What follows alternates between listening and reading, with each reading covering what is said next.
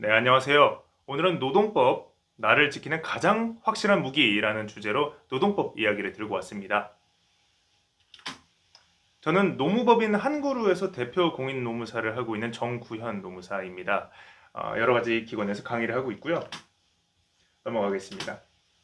목차는 이렇게 됩니다. 아이스 브레이킹 질문 몇 가지 던지고요. 근로계약서 살펴볼 겁니다. 오늘 저희가 주로 살펴볼 내용들은 주휴수당과 퇴직금과 같은 임금들인데요. 이 임금이 체불되는 경우가 굉장히 많습니다.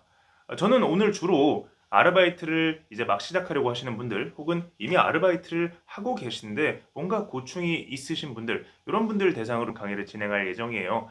알바생분들이 주휴수당 퇴직금 못 받는 경우 굉장히 많습니다. 그래서 3번 목차에 저희는 오늘 집중을 할 거고요. 이외에도 일하다가 다치는 경우, 산재, 진상 손님 만나는 경우 어떻게 해야 되나?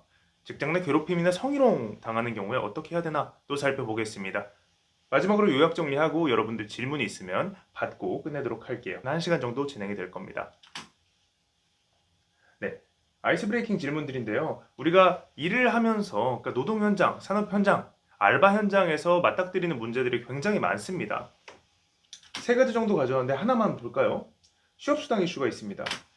이런 경우들이 종종 있으시죠. 야, 오늘 일 없으니까 빨리 그냥 들어가. 이런 경우들이 있습니다. 이런 경우에 우리가 그냥 들어가고 돈 한 푼도 더 못 받는 게 가당키나 한 일이냐라는 질문을 던져볼 수가 있어요. 야, 오늘 손님 없으니까 1시간 일찍 퇴근해라.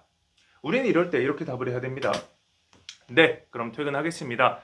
다만 사업장 사정으로 인해서 휴업을 하는 거 아닌가요? 휴업수당 1시간치는 지급을 해주셨으면 좋겠습니다. 하나 더 문제가 있죠. 직원분한테 살갑게 대해도 되는 건데 야, 너 이런 표현들도 문제가 될 수 있습니다. 직장 내 괴롭힘의 한 유형이 될 수가 있어요. 상황에 따라서는. 수습기간 임금 감액 이슈도 있고요. 임금 공제 이슈도 종종 있습니다. 접시 깼으니까 그만큼 임금에서 까겠다. 오늘은 다 넘어가도록 하겠습니다. 근로계약서 살펴볼 거고요. 저희가 오늘 주로 집중할 내용은 주휴수당과 퇴직금입니다. 주휴수당과 퇴직금에 대해서 살펴보는 가장 큰 이유는 요겁니다. 임금체불 2조 원 시대. 2025년 10월달 KBS 뉴스 기사입니다. 지금 12월이니까 2달 정도 된 일인데 임금체불이 2조 원을 넘었답니다. 여기서 말하는 임금에는 주휴수당, 퇴직금, 연차휴가, 수당, 일반 임금 다 포함을 합니다.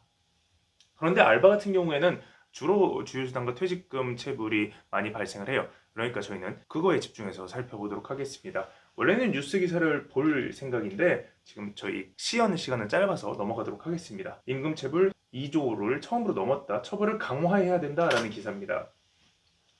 먼저 주휴수당인데요. 주휴수당은 유급 주휴일에 일을 하지 않더라도 돈으로 하루치 임금을 받는 그런 제도입니다. 먼저 유급 주휴일이 뭔지를 살펴봐야겠죠. 일주간의 소정 근로일을 개근한 자에 대해서 일주일에 평균 하루 이상의 유급 휴일을 부여를 해야 한다라고 우리 법은 규정을 하고 있습니다. 소정 근로일이란 건 근로계약서상 노사가 여기서부터 여기까지 일하자, 월화수목금 일하자라고 정한 날짜를 의미합니다. 개근을 했다라고 하면 일주 동안 힘들었으니까 적어도 하루는 주휴일을 줘라라고 얘기를 합니다. 보통은 일요일로 정하고 있죠. 꼭 일요일이 아니더라도 상관없습니다. 결국 이 유급이라는 개념이 주휴수당이 됩니다. 주휴수당을 받으려면 적어도 2가지 요건을 반드시 충족을 해줘야 돼요. 첫 번째, 일주 동안 소정 근로시간이 15시간을 넘겨야 됩니다. 근로계약서에 일하기로 사전에 정해놓은 시간이 15시간 넘어가야 됩니다. 휴게시간 당연히 제외하고 실근무시간 기준으로 보고요. 연장근무시간 제외합니다. 실제로 일하는 시간이 20시간, 25시간, 30시간 됐다고 하더라도 최초의 근로계약서상 일하기로 정한 시간이 15시간 미만이라고 한다면 주휴수당 못 받습니다. 이렇게 15시간 미만이라는 근로자를 초단시간 근로자라고 실무적으로 얘기를 하기도 합니다. 또 정해진 근로일에 모두 출근을 해야 돼요. 개근을 해야 된다라는 의미죠. 그렇기 때문에 결근만 안 하면 됩니다. 조금 지각하고 조금 조퇴했다고 하더라도 주휴수당 못 받는 건 아니에요. 다시 한번 정리를 했네요. 근로자가 유급 주휴일을 부여받기 위해서는 일주 소정 근로일 개근해야 되고요. 일주 동안 소정 근로시간이 15시간을 넘겨야 됩니다.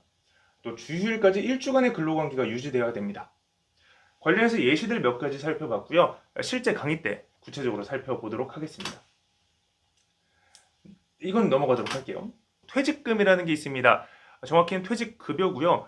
퇴직금과 퇴직연금 어느 한 형태로 규정이 되어 있습니다. 그런데 사실 대부분의 알바, 편의점 이런 곳들에서는 퇴직연금 제도까지 운영하고 있진 않아요. 그러니까 우리는 오늘 퇴직금에 대해서 살펴볼 겁니다. 법정 퇴직금이고요. 보통 1년 일하면 한 달치 월급 준다라고 얘기를 하죠. 여기서 나온 말입니다. 법정 퇴직금은 하루 평균 임금에다가 30일을 곱해서 1년치만큼 지급을 합니다. 만약에 1년보다 좀 더 일을 했다면, 400일, 500일 일을 했다면 여기 한 번 더 곱합니다. 365일분의 총 재직일 수를 한 번 더 곱해요. 우리가 기억해 놓을 건 평균 임금인데요. 평균 임금 곱하기 30일입니다. 평균 임금이란 건 우리가 실제로 지급받았던 임금을 의미합니다. 퇴직금도 지급받지 못하는 경우가 두 가지 있습니다. 반대로 얘기하면 이 요건들을 충족했을 때는 퇴직금을 지급받을 수 있다라는 거죠. 계속 근로기간 1년 넘어야 되고요. 초단시간 근로자가 아니어야 합니다. 만약에 퇴직금을 지급하지 않으면 어떻게 되나요? 퇴직금 미지급은 임금체불입니다. 그리고 임금체불은 형사처벌까지 당할 수 있는 중죄입니다. 몇 가지 프로세스 가져왔는데요. 임금체불, 퇴직금체불, 주유상체불, 관할 노동청에다가 접수를 합니다. 진정서를 접수를 하고요. 만약에 사업장 관할이 강남인데 강남 사업장에서 체불이 발생했다. 우리는 서울 강남지청으로 간다라는 얘기입니다. 다른 일이 발생했을 땐 다른 곳으로 가야겠죠.